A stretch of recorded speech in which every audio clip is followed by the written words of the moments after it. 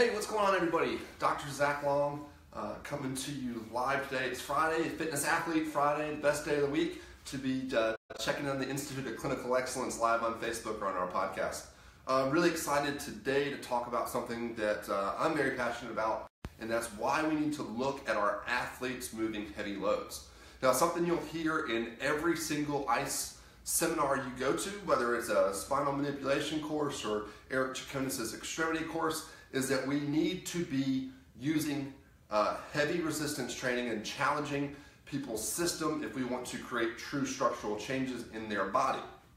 I love what Justin Dunaway says in his total spine thrust manipulation course. Let's crack somebody's back, let's get them up, have them lift something heavy from the floor to overhead.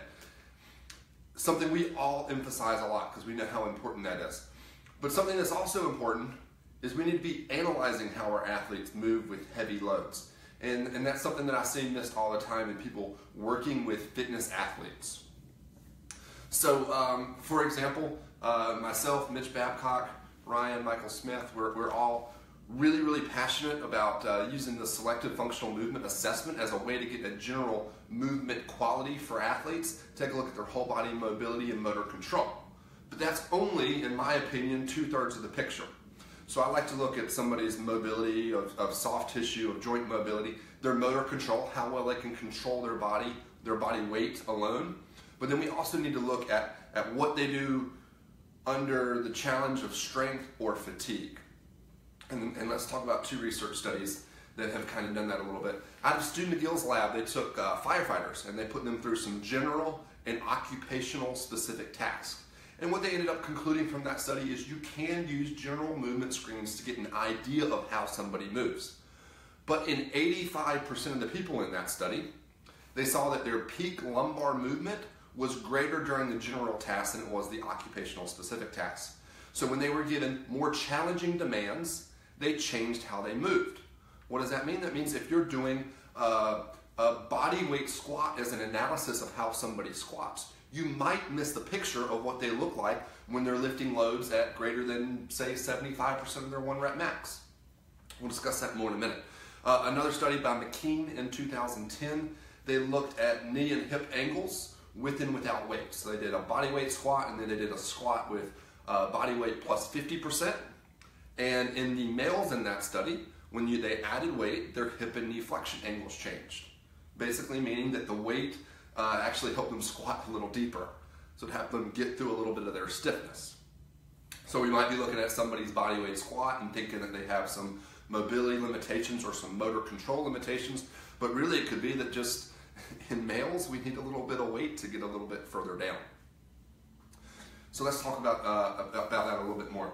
There's 3 really good examples that I like to use when I'm describing why we need to be looking at heavy loads and need to be doing more than just looking at somebody's body weight squat. The squat's a great example of this. So for example, you take a look in the clinic at somebody's body weight squat, they're able to do everything right. So their feet stay in contact with the floor, they're forward, maybe turned out a little bit, their knees are staying over their toes, their back is staying relatively neutral, and as they come out of the hole, their chest and hips rise at the same rate.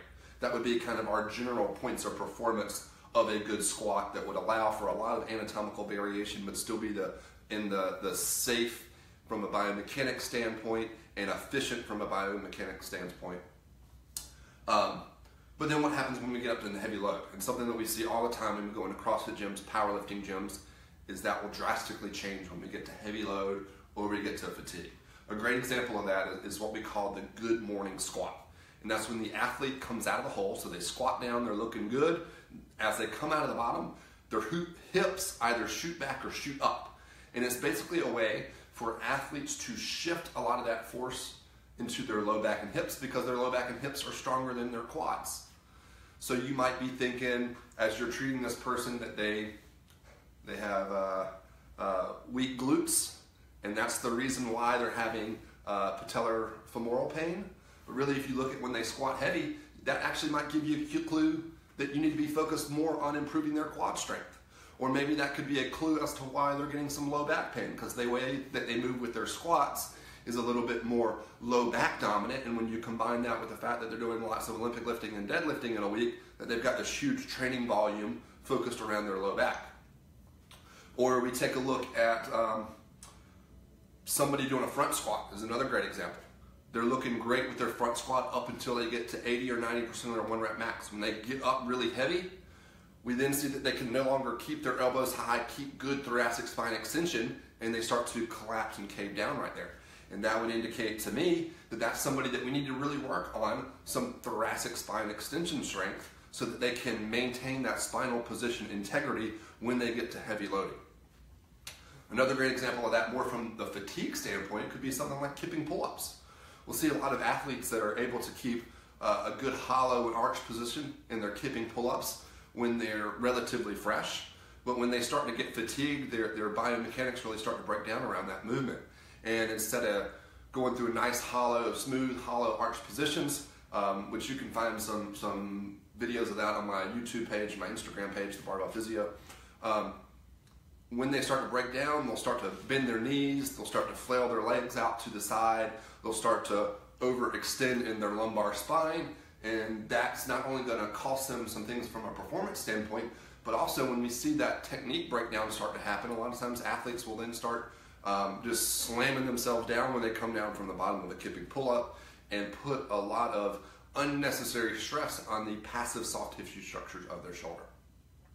So there's 3 good examples of why we believe in the fitness athlete division of ICE that you have to look at athletes when they're moving heavy loads or when they're moving with fatigue, because if you're not doing that, you're only going to get 2/3 of the picture of what that athlete moves like. Now that might not mean that that doesn't mean that you're not getting most of your people better. We believe that it does mean that you're going to miss a subset of your patients who are having movement faults that eventually are catching up to them.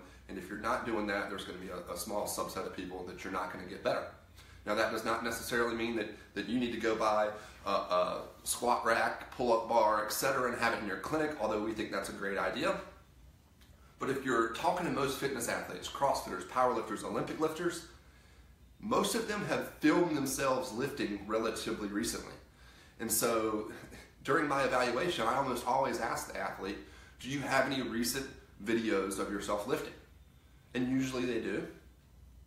If they don't, once we work through the really hot phase of their rehab and we get them back to lifting, I'm going to have them email me a video. I'm going to take a look at it. I'm going to do some analysis, use some apps called, one called Iron Path, which allows me to track the path of their barbell. Another called Technique that allows me to draw up joint angles. Both of those are free apps that you can use. And with the Technique app, I can then go in and I can voice over as I analyze their technique. Now that's pretty cool. How many clinicians, I'm in Charlotte, North Carolina, how many clinicians in the Charlotte, North Carolina area are able to sit down, take an athlete's video of their snatch, of their clean and jerk, of their kipping pull-ups, and analyze that and come back to them, not only with different tools and tactics that will help keep them from having future injuries, but also that will improve their performance. Think of what that's going to do for your practice when you can get that sort of buy-in with your patients, and what that's going to do for your patients as far as their long-term health and performance. So make sure you're taking a look at athletes moving heavy loads, moving with fatigue, if you want to get the full picture and provide the best quality care.